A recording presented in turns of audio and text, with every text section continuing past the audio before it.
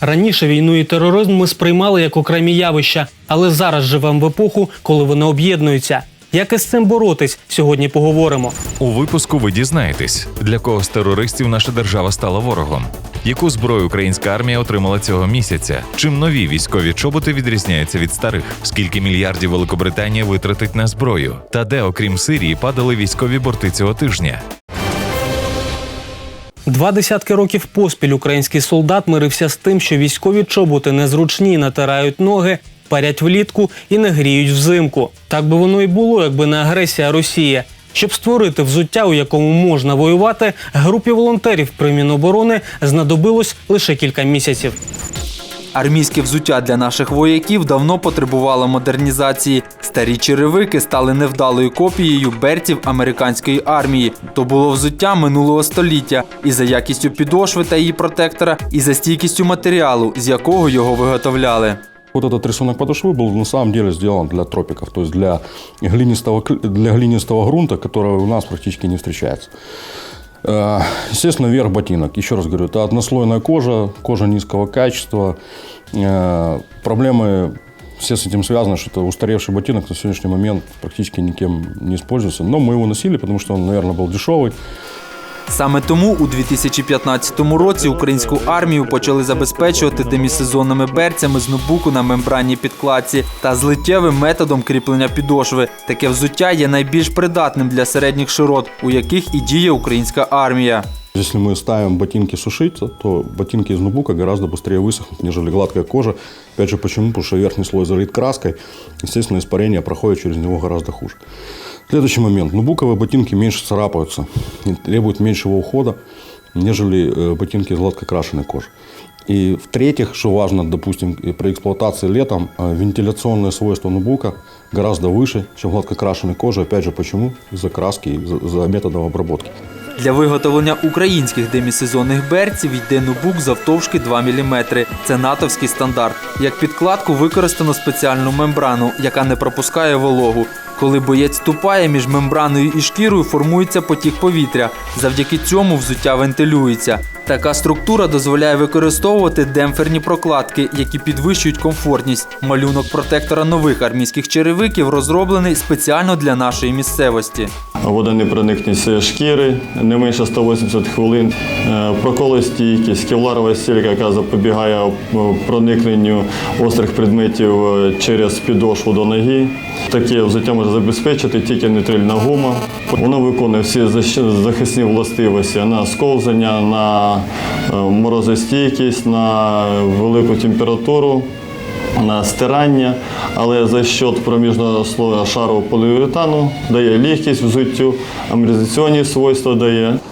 Матеріал, з якого виготовляють взуття та готову продукцію, тестують в лабораторії на надійність та відповідність вимогам. Коли нам необхідно, ми перевіряємо якості самої підошви. На самій підошві робиться прокол 2 мм і ставиться також на випробування мінімум на 30 тисяч циклів. Остання пара пройшла більше 1 мільйона циклів. І ми не побачили ні відклеювання, ні розходження підошви, ні псування самого нубука. Також у цій лабораторії черевики перевіряють на вологостійкість, досліджують і якість самого нубука. Лише після перевірки шкіра надходить до виробничих цехів. Каждому служащему будет положено 2 пары демисезонных ботинок на год, 6 пар летних трекинговых носков, 3 пары зимних трекинговых носков, 2 пары носков-вкладышей и 1 пара утепляющих бахил. Саме такі шкарпетки повинен мати кожен військовий, аби вберегти свої ноги від натирань та грибкових захворювань. А при догляді за взуттям у жодному випадку не використовуйте крем для звичайної шкіри, адже всі вентиляційні властивості нубука зійдуть на нівець. Оптимально для чищення взуття брати щітку, що йде в комплекті з берцями. Черевик повинен щільно прилягати до ноги воїна, аби максимально її захистити. Саме тому доведеться відмовитися від звичного заправляння штанин у берці, бо це деформує спеціально розроблену анатомічну структуру черевика. Обстріли сил АТО бойовиками посилюються, незважаючи на режим тиші на Донбасі. А Ісламська держава у свіжому відео серед своїх ворогів назвала і Україну. Які ще військові новини цього тижня – дивіться далі. Міністр оборони України генерал армії Степан Полторак затвердив план переходу війська на стандарти НАТО до 2020 року. Розроблено перелік з 402 першочергових норм, з яких уже впроваджено 115. Нагадаємо, на початку листопада президент Петро Порошенко заявив, що Україні знадобиться 6-7 років, щоб відповідати вимогам Альянсу.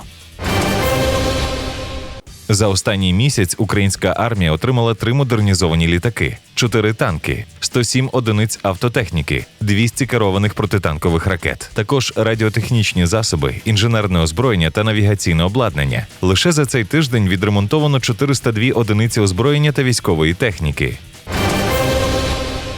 180 одиниць відремонтованої та модернізованої техніки отримала армія від Житомирського бронетанкового заводу за останні 9 місяців. Минулорічний показник був у 2 рази скромнішим. Підприємство займається відновленням 18 типів бойових машин, а також складанням бойових модулів «Парус» і «Шквал» для бронетранспортерів БТР-4.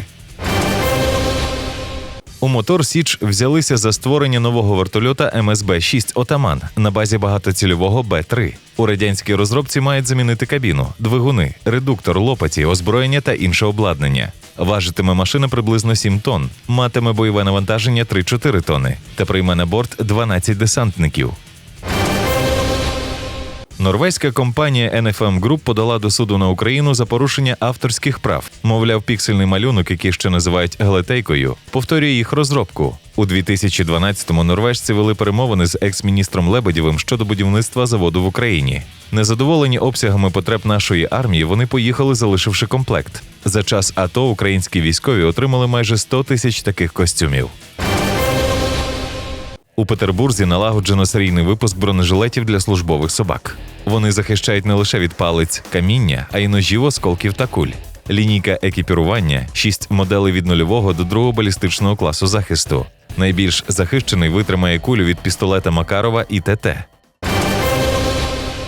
Корпус морської піхоти США обрав 2 фінальних претендентів у тендері на новий плавучий бронетранспортер за програмою Amphibious Combat Vehicle. Це найновіша машина VBA від корпорації BAE System, що є варіацією броньовика Super RAF, а також бронетранспортер Terex-2 від Science Application International Corporation.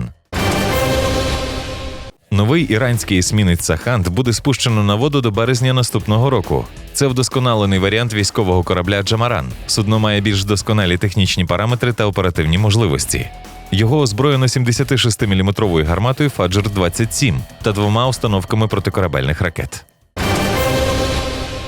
Тиждень у Сирії розпочався із застосування Кремлем танків Т-90 та піхоти, але головною новиною став збитий Туреччиною російський бомбардувальник Су-24, пілот якого загинув, а штурман був врятований. Натомість авіація Російської Федерації розбомбила турецький гуманітарний конвой. Через це майже непоміченими були повідомлення про збитий у Афганістані гелікоптер Мі-8 місії ООН, катастрофи з Мі-8 у Сибіру, UH-60 Black Hawk у Техасі, AH-64 Апач у Південній Кореї та винищувачем F-16 у Нью-Мексико. У них загинуло 24 особи, 30 взято в полон.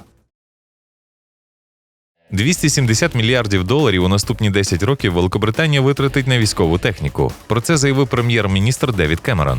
Буде створено нові ударні бригади по 5 тисяч особового складу, 2 додаткові ескадрилі винищувачів Єврофайтер Тайфун та 1 на F-35. Майже на 2000 стане більше співробітників із антитерору. Німецький дизайнер Мілан Вуковіч створив карту терактів за останні 15 років – від 1 грудня 2000 до 13 листопада цього року. Графіка показує помісячні втрати серед мирних жителів у різних точках світу. Поштовхом до такої роботи стали теракти в Парижі та Лівані.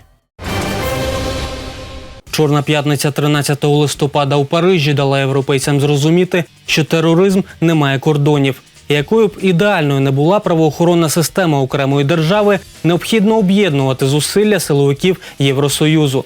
Можливо, це відбудеться ближчим часом, та поки розповімо про 6 спецпідрозділів антитерору Франції.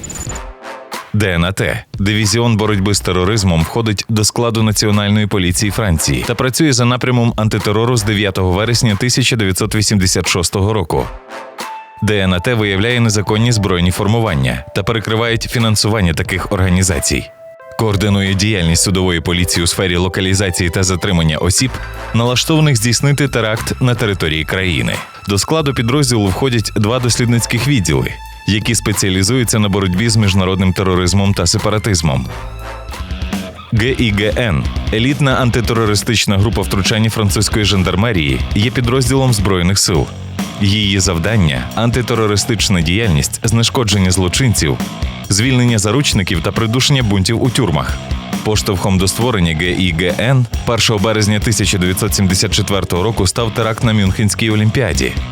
Спочатку до підрозділу входило 15 бійців, зараз кілька сотень. Серед гучних операцій групи – порятунок мечеті Аль-Харам у Мекці 1979 року та звільнення 229 пасажирів літака в Марселі 1994-го. За 40 років супержандарми здійснили 700 операцій, в яких втратили лише 8 співробітників. ЕПІГН – парашутний ескадрон швидкого реагування національної жандармерії, діє як самостійно, так і спільно з ГІГН.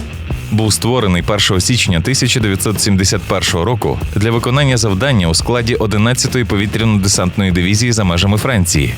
Довгі роки ЕПІГН у Новій Каледонії та французькій частині Піренеїв протидіяв терористичній організації ЕТА. З 1986 року ескадрон охороняє президента Франції та начальника Генштабу, а також іноземні делегації. Останнім часом посилена увага приділяється резонансним заходам антитерору та охороні французьких посольств у нестабільних країнах. У штаті підрозділу близько 150 бійців. Але вакансії є, бо пройти відбір здатні одиниці. Рейд – поліцейський спецназ із 30-річною історією. Девіз підрозділу – вступити в бій в ім'я життя. Окрім поліцейських та антитерористичних, виконує функції охорони перших осіб держави та послів Франції у кількох країнах. Також підрозділ забезпечує супроводження проблемних міжнародних авіарейсів та опікується надзвичайними заходами. На бойове завдання у складі кожної штурмової групи висуваються снайпери, групи проникнення, кінологи, медики, переговорники, а також техніки для дистанційного отримання інформації, які використовують відеокамери та оптоволоконні та мініатюрні безпілотники. ГІПН – група втручання Національної поліції, створена 1985 року одночасно з Рейд за указом міністра внутрішніх справ Франції. Зараз діє 9 її підрозділів у містах Ліль, Страсбург, Ліон, Ніцца, Марсель, Бордо, Рен, а також заморських регіонах Франції – Нова Каледонія та Реюньйон. Жорсткий відбір кандидатів відбувається раз на рік. Спочатку новачки проходять спеціальні курси первинної підготовки у рейд. Кожен із бійців ГІПН опановує основи штурмової, водолазної, вогневої підготовки, рукопашний бій та екстремальне керування. БРІ – спецпідрозділ французької поліції, який діє з 1977 року. Займається серйозними випадками бандитизму, захоплення заручників, викрадення людей, а також розслідуванням пограбувань.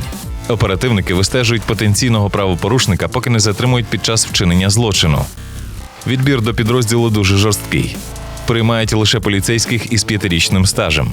Сотні кандидатів можуть обрати 10 кращих, над якими потім 3 тижні проводять випробування. Витримують і залишаються у БРІ одиниці. Бійці добре підготовлені та оснащені і беруть участь у більшості антитерористичних операцій на території Франції. Після терактів у Парижі соцмережі сколихнуло фото захисного щита саме офіцера спецпідрозділу БРІ, у який під час штурму влучили більше 20 разів. Це врятувало бійця.